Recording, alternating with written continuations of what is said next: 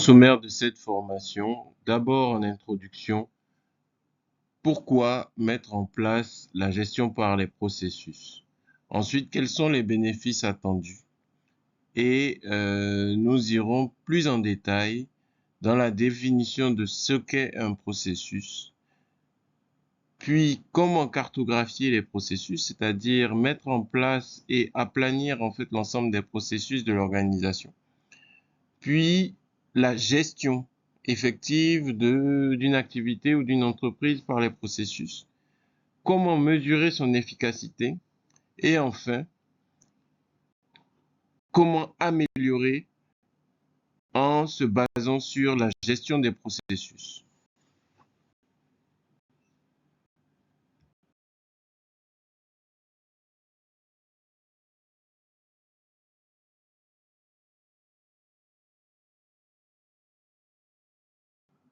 Pourquoi mettre en place la gestion par les processus? L'objectif est pour une entité ou une entreprise de pouvoir avoir une approche commune et une vision commune entre les employés, les clients et l'ensemble des parties prenantes. L'objectif étant à terme de maintenir un haut niveau de compétitivité et de profit pour l'ensemble des parties.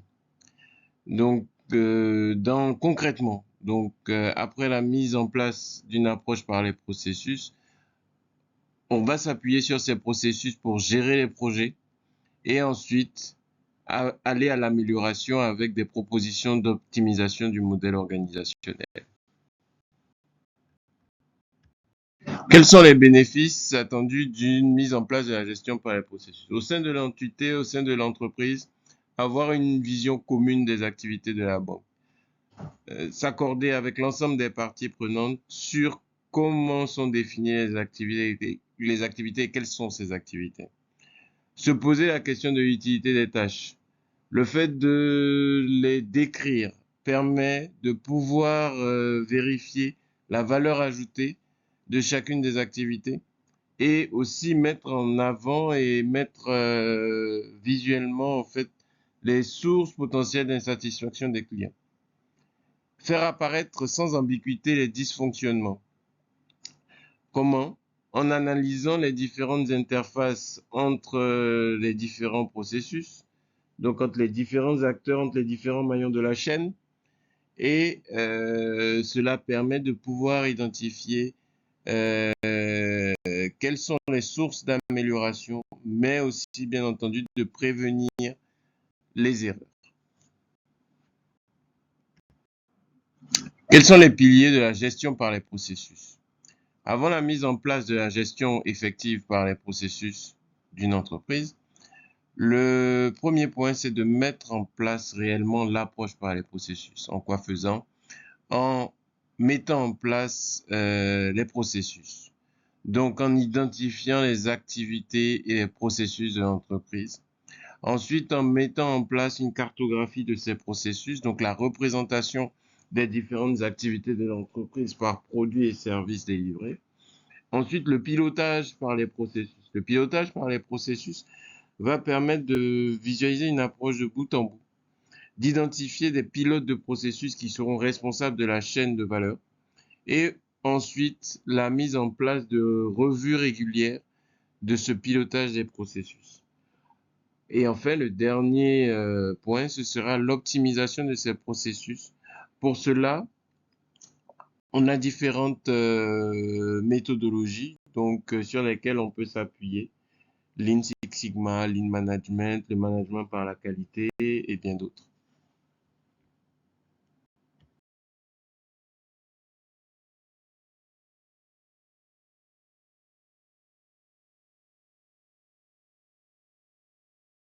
Un processus.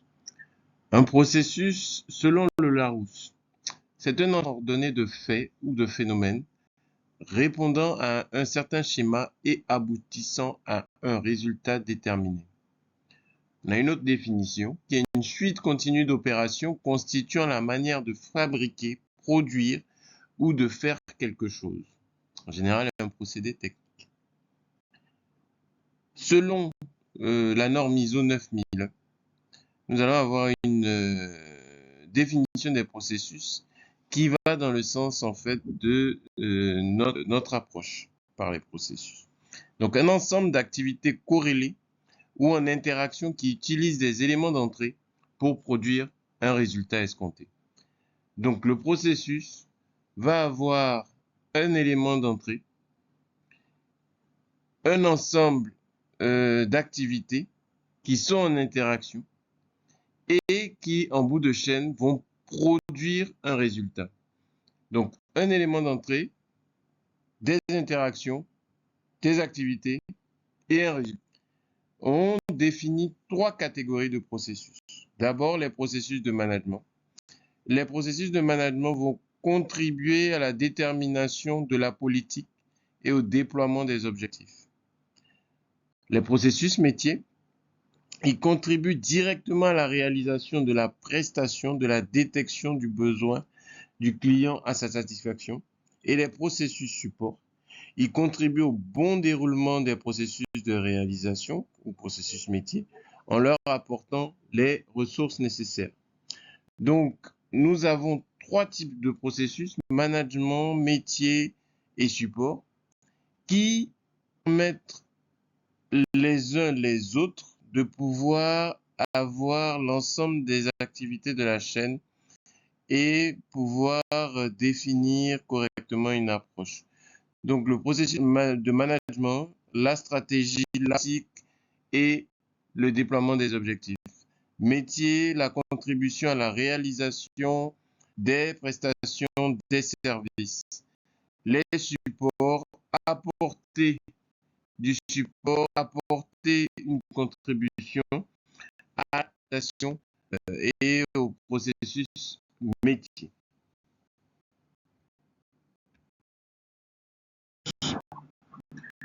Un processus doit vérifier clairement de quoi on parle, un domaine d'application, donc une représentation ou une explication du domaine auquel le processus se rapporte, les acteurs du processus, les différentes parties prenantes qui interviennent dans le processus, les données d'entrée. Donc, quelles sont les données qui permettent de déclencher d'une certaine façon le processus? Et en bout de chaîne, quelles sont les données de sortie? Donc, qu'est-ce qu'on attend à la fin de ce processus? Une valeur ajoutée. Quel est l'objectif de ce processus? Qu'est-ce qu'on attend en réalisant ce processus? La finalité du processus. Les indicateurs. Les indicateurs, quels sont les indicateurs qu'on met en place ou qui sont identifiables dans le processus pour pouvoir vérifier la valeur ajoutée de ce processus. Les interfaces donc entre les différentes activités ou avec d'autres processus, quelles sont les interactions, les interfaces du processus décrit. Les exigences légales et autres exigences applicables au processus.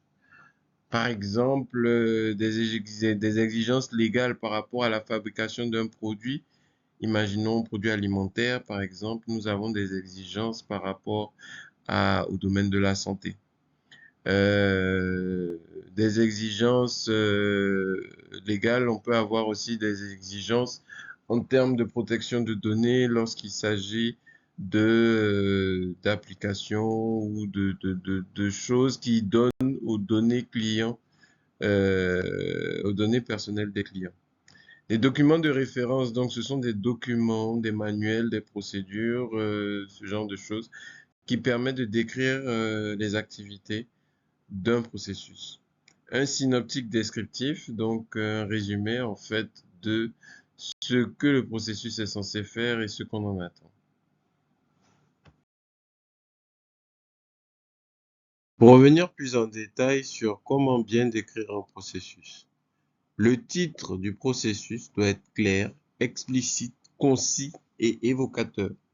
Le domaine d'application. Par exemple, ce processus s'applique à tel domaine, s'applique à telle spécificité, s'applique à tel produit. Il décrit les dispositions mises en œuvre pour la maîtrise de tel processus, de telle activité, de la mise en œuvre de telle chose. Les acteurs du processus, qui sont-ils? Qui est le sponsor? Qui a été identifié comme étant le pilote du processus?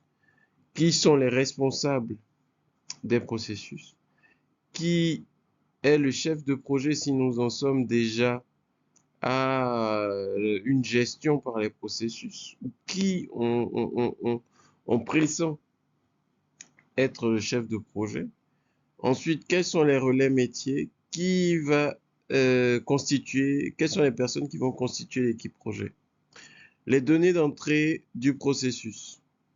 Elles constituent le début du processus, c'est-à-dire une situation du départ, le déclencheur.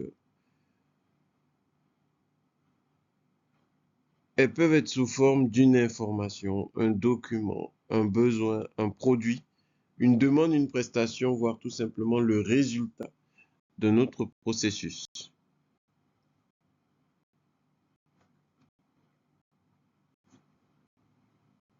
De sortie du processus. C'est la fin du processus qui peut être tout ou partie d'un produit, d'un service ou encore une ou plusieurs informations. La sortie sous forme de produit ou de prestation est dans l'objectif de satisfaire un client. Un client qui peut être une partie prenante de l'entité ou un client final. Donc, qui est le client du processus clairement identifié. La valeur ajoutée du processus. La différence entre la valeur d'une production et celle des produits ayant servi à le réaliser. Qu'est-ce que le processus apporte? La finalité du processus. Ce à quoi sert le processus. Quelle va être l'utilisation de la donnée de sortie? Les interfaces du processus. Quelles sont les interactions avec les autres processus de l'entité, de l'entreprise? Quelles sont les exigences applicables au processus? Elles peuvent être légales, donc les réglementations applicables, les directives, les décrets, les circulaires. On peut avoir d'autres exigences, par exemple les exigences internes, les notes de service, des exigences liées au domaine d'activité, avec les partenaires avec lesquels on travaille. Les documents de référence du processus, nous avons les procédures, les notes de service, les instructions. Le synoptique descriptif du processus. Le diagramme de flux, qui est une représentation graphique simplifiée du qui fait quoi. Donc, à la fin du processus, de la description du processus, on doit être capable de pouvoir matérialiser, schématiser, éventuellement à travers un diagramme de flux, qui fait quoi dans le processus.